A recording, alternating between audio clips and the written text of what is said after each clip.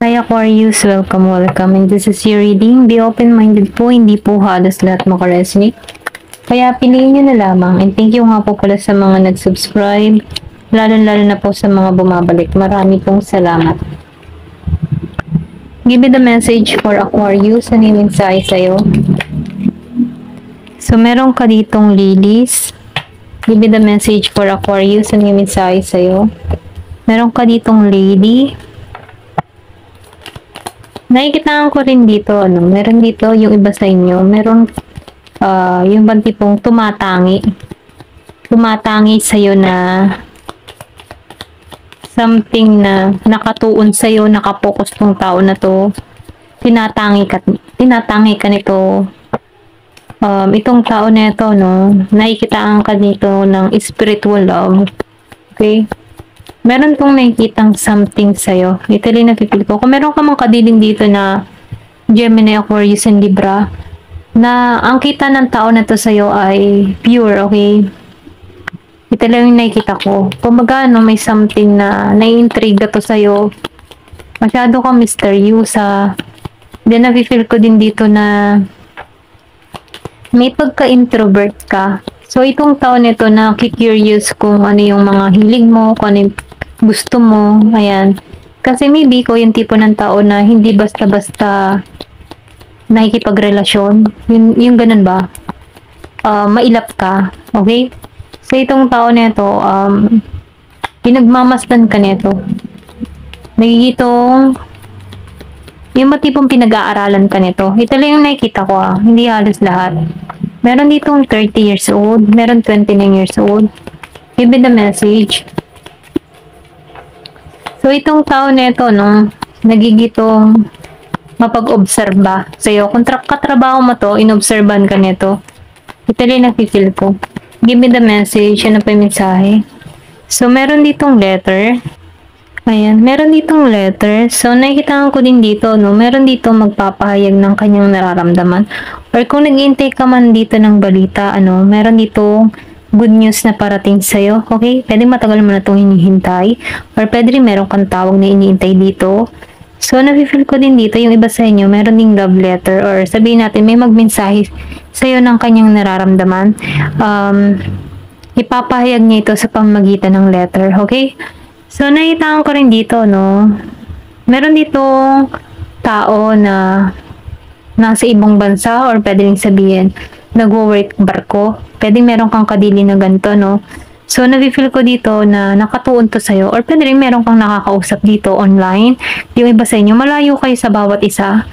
Ito na yung nakikita ko. Pero ganun pa man, nagigitong matalino. Pinag-obserbahan ka nito. Pwedeng iisang tao to, okay? Kasi nakikita ko dito, malakas ang Gemini, Aquarius, and Libra. Meron kang kadiling na ganun. Ito lang yung nakikita ko. Ayan. Give me the message. Ano pa yung mensahe? Or pwede rin sabihin ikaw, nasa barko ka. Nagtatrabaho ka barko. Yung iba sa inyo, kung lalaki ka, nagtatrabaho ka sa barko.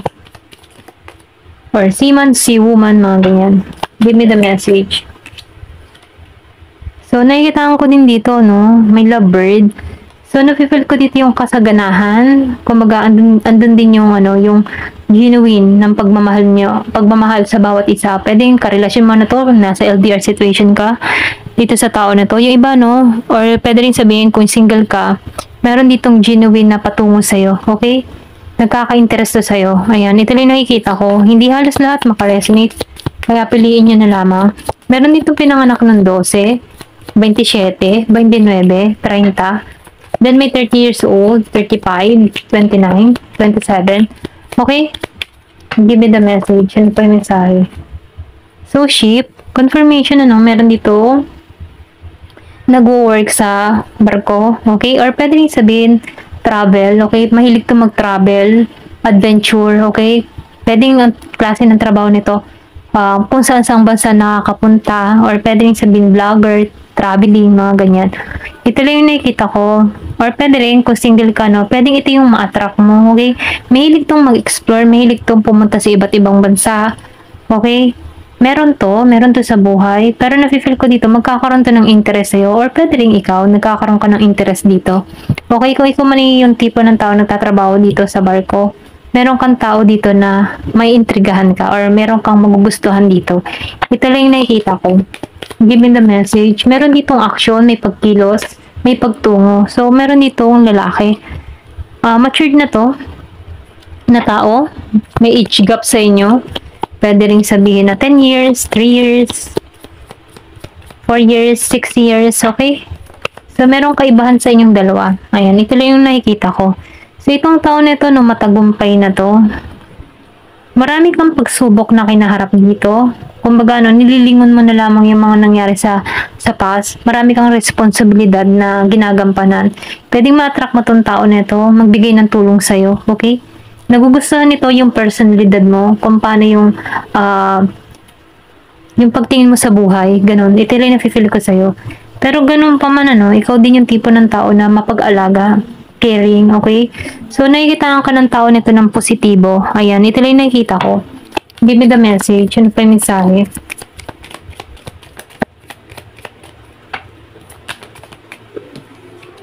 So, meron ditong the star. So, nakikita ko dito, no, pagtatagpuin kayo dito, kapalaran mo tong tao na to, na makilala mo siya. Meron ka dito, makikilala na Gemini, Aquarius, and Libra, at yung iba naman sa inyo, Scorpio, Cancer, and Pisces. So, itong tao na ito, no, matagumpay na to, kumbaga, nakikita ko dito na you're the star, or pwede rin sabihin, ganito kanya tingnan, para kang between, okay? So, tingnan pa natin dito, kung ano pa yung mensahe sa'yo. Yung bang tipo na, para kang between, nagniningning. Okay, kumbaga no, nakikita ko dito na iba yung tingin ng tao nito sa'yo. May something. Ayan. Give me the message.